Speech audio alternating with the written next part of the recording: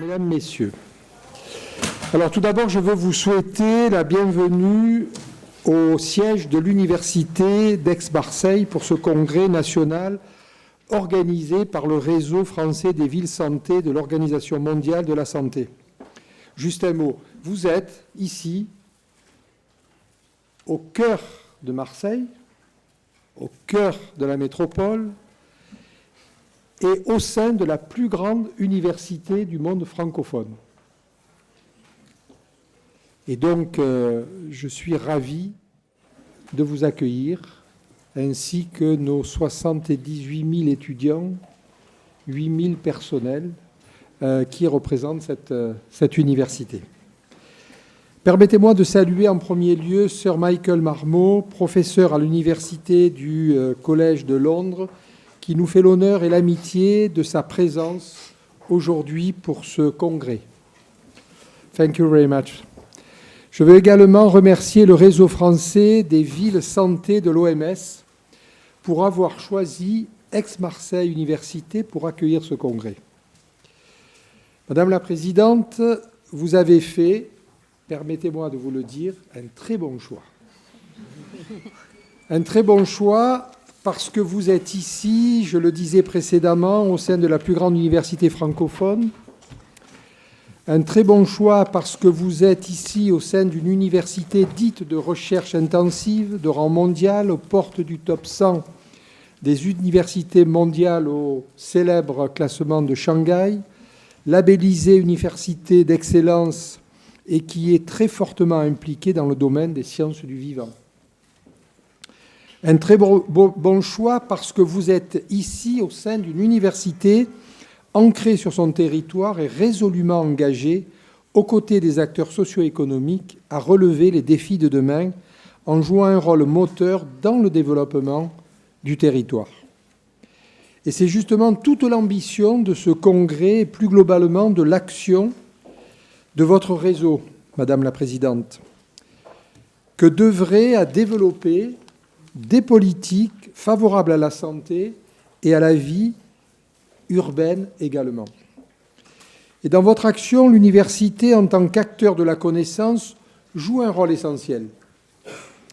Par ses missions de formation, en préparant les professionnels de santé de demain, par ses activités de recherche qui permettent de contribuer à l'innovation et aux avancées médicales et thérapeutiques. Aix-Marseille Université, comme je l'ai dit, fortement impliquée dans le domaine des sciences du vivant et même précurseur de l'évolution de la santé de notre pays. Très impliquée dans le processus de l'universitarisation des professions paramédicales. Très impliquée aussi dans la formation aux pratiques avancées en ayant été la première université en France à créer un master en sciences cliniques infirmières en 2009. Et si je peux me le permettre, s'agissant des infirmières de pratique avancée, eh bien, c'est moi qui les ai inventées.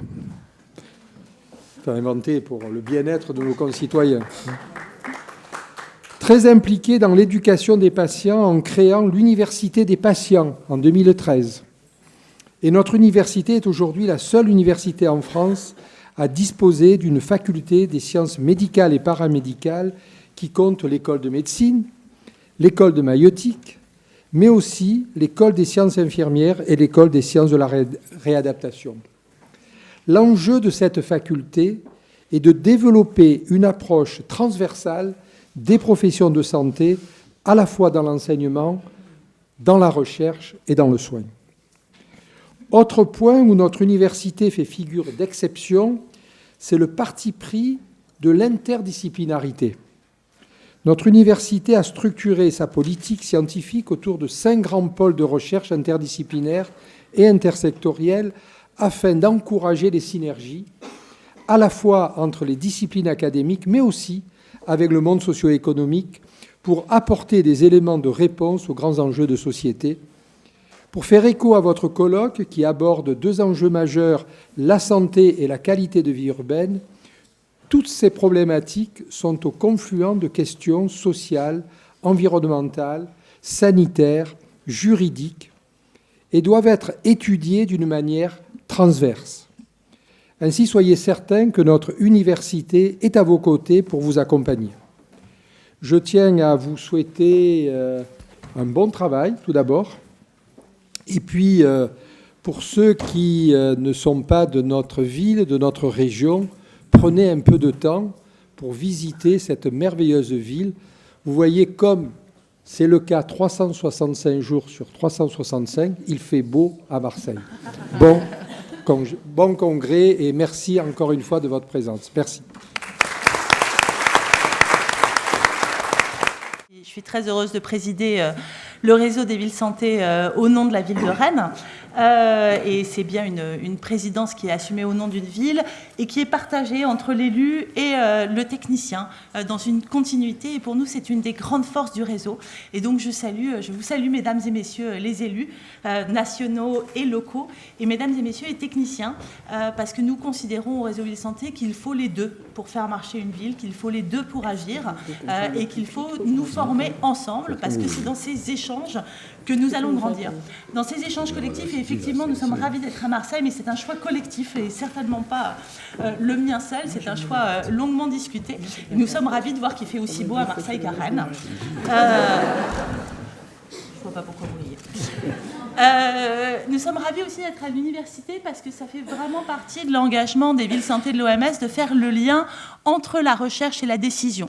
Puisque, je ne sais pas sur mes collègues élus, mais en tout cas, je n'ai pas le temps de lire l'ensemble des thèses qui sortent de l'EHESP, l'École des hautes études en santé publique, chaque année. Et donc, comment faire pour pouvoir avoir une recherche qui est adaptée à la décision? Comment faire pour avoir des chercheurs qui nous disent oui, ça c'est une réalité, parce que parfois on sait bien aussi qu'on nous dit peut-être, peut-être pas, ça va être comme ci ou comme cela. Et à partir de ces questions, de ces doutes, il faut que nous fassions des décisions. Et donc, on crée des groupes de travail et on associe des chercheurs. Là, il y a un gros sujet, par exemple, sur les perturbateurs endocriniens, qui est un sujet complexe et dans lequel nous ne voulons pas céder à la simplicité. Nous voulons aller justement dans cette complexité et voir comment nous l'appliquons. Sur les questions qui vont être les nôtres aujourd'hui, sur les questions d'habitat, de qualité de l'air intérieur, là encore, nous allons entrer dans la complexité de l'action au quotidien, au plus près des habitantes et des habitants. Et je remercie encore une fois la ville de Lille et Best Nongo d'être là, puisque notre motto, c'est quand même de faire de la santé avec, par, pour les habitants et les habitantes de nos villes, parce que nous, tout seuls, on ne peut pas faire grand-chose si on ne s'appuie pas sur le terrain. Et c'est bien pour ça, c'est bien parce que nous sommes dans cette approche démocratique, dans cette approche participative, que les villes sont de plus en plus reconnues comme des acteurs nationaux, à même d'influer sur les lois, voire de les construire dès le départ, de pouvoir dire voilà comment se passe la réalité, voilà de quoi nous aurions besoin pour mieux agir, pour mieux assurer l'équité et l'égalité républicaine sur nos territoires. C'est aussi pour ça que nous sommes de plus en plus des acteurs globaux. Et les villes santé, j'ai eu l'honneur de les représenter, notamment dans la conférence d'Astana sur les soins de santé primaire, qui célébrait les 40 ans de la déclaration d'Alma-Ata, et de dire, nous, les villes, nous engageons dans les objectifs de développement durable. Parce que le motto qui est « Leave no one behind », ne laissez personne derrière, où est-ce qu'il va se faire? Au niveau des États? Pas seulement. Il va se faire au niveau local, au niveau infracommunal, au niveau de nos quartiers, parce qu'on va pouvoir voir quelles sont ces inégalités et agir de façon proportionné, dans un universalisme proportionné, cher à Michael Marmot, et je vous remercie encore, Sir Marmot, d'être ici. Voilà, j'aurai l'occasion de parler beaucoup, donc je vais me taire. Merci encore de votre accueil.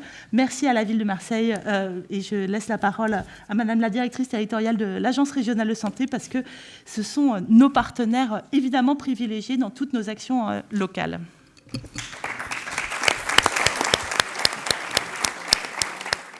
Alors, respirer est un acte essentiel, nous le savons tous. C'est la première action que l'on attend de nous lorsque nous naissons. C'est dire que la qualité de l'air que nous respirons est également essentielle. Depuis très longtemps, nous parlons de la qualité de l'air extérieur. Et il y a une dizaine d'années, les premières actions de communication sont venues un petit peu perturber nos prérequis en parlant de la qualité de l'air intérieur. Et c'est avec surprise que le grand public a découvert que nos environnements intérieurs, puisque c'est là également l'axe de travail qui va être le vôtre aujourd'hui, que nos environnements intérieurs n'avaient pas la qualité, en tous les cas l'air de ces environnements n'avait pas la qualité que l'on croyait, et pas que parce que la qualité de l'air extérieur, lorsque nous aérons, posait problème, mais pour des facteurs endogènes. Le mobilier, la décoration, les produits d'entretien. Et je crois être tout à fait dans le thème, qui va être celui, par exemple, des ateliers tout à l'heure. Et nous avons dû nous organiser, nous, autorités publiques, État, en lien avec les collectivités territoriales. Alors bien entendu, nous agissons beaucoup sur la qualité de l'air dans son ensemble et actuellement, nous accompagnons les collectivités territoriales sur les grands projets et les grands programmes. Je pense soit à la rénovation, soit à l'élaboration du plan air, climat, énergie, du plan de déplacement urbain, ou également du futur programme territorial santé-environnement métropolitain, qui va avoir un axe majeur sur la qualité de l'air. Mais nous travaillons aussi sur un niveau local, plus infra, qui est celui de la ville. Et M. Padovani va peut-être le dire, et ça sera peut-être l'occasion d'en discuter aussi aujourd'hui, d'autant que j'ai vu que le CLS, le contrat local en santé, est un outil qui va être mis à l'honneur lors d'un atelier. Nous avons signé dès 2010 le premier contrat local en santé à Marseille, le premier contrat local en santé de France, et nous en sommes actuellement à l'élaboration de la 3e version. Et justement, M. Padovani a insisté, et M. de Mester, alors que je représente, bien entendu, j'ai vu que c'était M. de Mester qui était annoncé, il aurait dû être là. J'en profite pour vous prier de l'excuser, il est retenu à Paris. Et j'ai grand plaisir à le représenter. Donc, nous avons inclus, ce que je voulais dire, la question des perturbateurs endocriniens dans le prochain contrat local en santé. Voilà, nous sommes organisés au sein de l'Agence régionale de santé, au sein de la délégation départementale des Bouches-du-Rhône que je dirige, très exactement dans la santé, dans le secteur santé environnementale. Nous sommes organisés pour travailler sur ces questions, environnement extérieur, environnement clos, et nous nous sommes organisés de manière à accompagner les collectivités territoriales. J'ai retrouvé dans le programme de la journée, certes dense, mais qui m'est apparu très efficace. Et vraiment, je vous remercie et je vous remercie pour les travaux qui vont être menés. Et cet après-midi, des membres de mon équipe seront présents et on aura la possibilité de rediscuter ensemble de ce qui a pu se dire, parce que ce programme est dense mais efficace. J'ai notamment vu qu'il y avait toute une discussion autour du syndrome de Diogène, qui est l'autre axe que nous allons intégrer dans le nouveau contrat local en santé de Marseille. C'est dire que, je pense, nous partageons partout sur le territoire les mêmes préoccupations. Voilà, je souhaitais redire l'action de l'État, du ministère de la Santé, très, très mobilisé sur ces questions-là. Je vous remercie beaucoup et bien entendu, je ne peux que vous souhaiter d'excellents travaux, mais le programme s'annonce prometteur. Bonjour à tous. Je voudrais tout d'abord excuser le maire de Marseille, Jean-Claude Gaudin, qui, pour des raisons personnelles, n'a pas pu se rendre ce matin à nos côtés. Et Dieu sait s'il le regrette, puisque j'étais encore avant-hier avec lui dans le bureau et il me disait qu'il faisait un plaisir d'être ici, mais des problèmes de dernière minute l'empêchent d'être là. Donc il m'appartient effectivement de vous faire cet accueil. Pour la plupart d'entre vous, bien, on se connaît tellement bien depuis quelques années que finalement c'est très difficile pour moi de vous dire quelques mots de plus que ce que nous connaissons. Donc, Madame la députée, merci d'être avec nous. Mon cher Yvon, merci de nous accueillir et je dirais même merci de nous avoir enlevé une épine du pied, parce que au dernier moment, tu as, pour des raisons un peu techniques, tu as accepté de nous accueillir. Et ça, on en est très à la fois fiers d'être ici et aussi heureux que tu aies pu nous permettre de réaliser aujourd'hui ce congrès. Donc merci encore une fois. Oui, on peut applaudir. Ce d'autant que on est accueillis dans un espace qui vraiment fait rêver les gens quand on voit Marseille. C'est vraiment la carte postale ici, quoi. Je veux dire, quand on est ici, c'est vraiment le moment où Marseille ouvre ses bras à tout le monde et où Marseille et où les gens ont envie d'être tous accueillis ici à Marseille. Donc merci encore une fois. Ma chère Charlotte, tu sais tout ce que je ressens pour le travail que tu fais, pour l'action que tu mènes au niveau de notre réseau et la détermination que tu y donnes. Tu réussis à nous rassembler tous chaque fois sur les thèmes qui nous sont chers, et puis toujours avec cette sensation que on a besoin du réseau et que le réseau a besoin de nous. Cet échange est assez exceptionnel. On fait partie de beaucoup d'autres situations, d'autres réseaux d'élus, dans lesquels d'ailleurs il n'y a que les élus. Ici, la fonction essentielle du réseau, et tu l'as expliqué, c'est qu'il y a non seulement l'élu, mais l'élu passe, et le technicien reste. Et donc c'est le technicien qui, lui, de toute façon, est l'âme, le disque dur de ce que tu nous proposes de réaliser tous les jours. Et ce couple-là, eh bien, on le retrouve nulle part ailleurs. Donc c'est aussi une spécificité du réseau. C'est vrai que le réseau se bat tout le temps, et tu l'as évoqué, pour donner une place à la proximité. Aujourd'hui, où on voit de droite, de gauche, parmi les textes de loi qui arrivent, ou et donc je m'adresse aussi à Madame la députée à ce niveau-là, on voit qu'on a plutôt tendance à sortir de cette proximité quelquefois, une proximité qui est, je pense, le lieu majeur où se jouent les politiques publiques, parce que c'est grâce à cette proximité qu'on peut faire remonter la majorité des situations démocratiques des populations. Donc, merci pour tout ce qui se fait à ce niveau. Bon, moi, je suis là pour vous accueillir au sein de Marseille, pas trop pour parler du réseau. Donc, vous avez pu voir, et on l'a déjà évoqué hier, puisque depuis le balcon de la mairie, certains se sont déjà extasiés devant notre mairie, Madame Pitola. Donc, n'est-ce pas, ma chère Catherine? J'ai aussi le plaisir d'avoir avec moi une de mes élues avec laquelle nous travaillons beaucoup, et notamment, et ça a été évoqué par Madame Karine Huette, que je salue aussi d'être présente parmi nous, ça a été évoqué sur les perturbateurs endocriniens, et nous travaillons beaucoup aujourd'hui sur la place, comment on peut aujourd'hui réduire les perturbateurs endocriniens, en commençant par l'endroit où ils sont le plus néfastes, et dans les 1000 premiers jours de la vie, c'est-à-dire au niveau des crèches. Et donc, on a aujourd'hui un programme qui va être mis en place et qui va travailler là-dessus. Donc, vous l'avez souligné, ma chère Karine, grâce à l'action que nous menons ensemble, grâce à la détermination avec laquelle M. Demeter s'est arrivé pour nous donner le coup d'élan, eh bien, nous allons pouvoir, le 17 juin, passer le 3e en conseil municipal, présenter le 3e contrat local de santé, sur lequel, effectivement, nous avons 3 sujets très intéressants ici. Le premier, c'est les perturbateurs endocriniens. Le deuxième, c'est le traitement de l'incurie. Et le troisième, c'est effectivement la qualité de l'air intérieur. Et notamment là, nous n'avons pas attendu que le train passe. Et nous avons, grâce à mes services, commencé l'enquête indispensable et nécessaire, soit d'être dans la métrologie, ce que nous n'avons pas voulu, mais d'être aujourd'hui dans la réalisation de la méthodologie pour pouvoir, classe par classe, on en a 515 qui sont visités aujourd'hui, classe par classe, crèche par crèche, mettre en marche toute la méthodologie qui permettrait d'améliorer la qualité de l'air intérieur, site par site. Voilà. Et donc, on en est aux 2 tiers aujourd'hui de cette action. On aura fini, je pense, dans le dernier trimestre de l'année. Et donc, on pourra produire ce document-là, qui est un document, je pense, aujourd'hui, je ne sais pas si quelques-uns d'entre vous l'ont déjà fait dans les villes, mais on est peu à l'avoir fait aujourd'hui. Mais à Rennes, je sais qu'ils font tout très bien. À Nantes aussi, d'ailleurs, ils font tout très bien.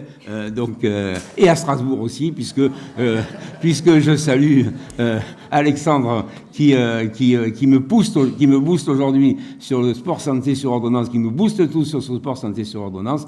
Et je lui dis aussi qu'au prochain conseil municipal du 17 juin, nous allons faire voter la plateforme sport santé sur ordonnance, que nous allons inaugurer d'ailleurs le 4 juillet ici à Marseille. Voilà. Donc je ne vais pas être plus long, parce que sinon je vois que les yeux agressifs de Zoé. Je voudrais remercier M. Marmotte Sœur Marmotte, qui va intervenir dans quelques instants ici. Et je voudrais surtout remercier l'ensemble du service du service de santé des personnes en situation de handicap de la ville de Marseille, l'ensemble des services de la ville de Marseille qui ont participé à ce réseau et qui ont participé à ce congrès, parce que c'est un travail d'1 an et demi. Et merci pour tout ce que vous faites. Ce congrès n'existerait pas si vous n'aviez pas travaillé d'aussi avec autant de vigueur et autant de compétences. Merci et bon congrès que nous allons pratiquer pendant la journée. Merci.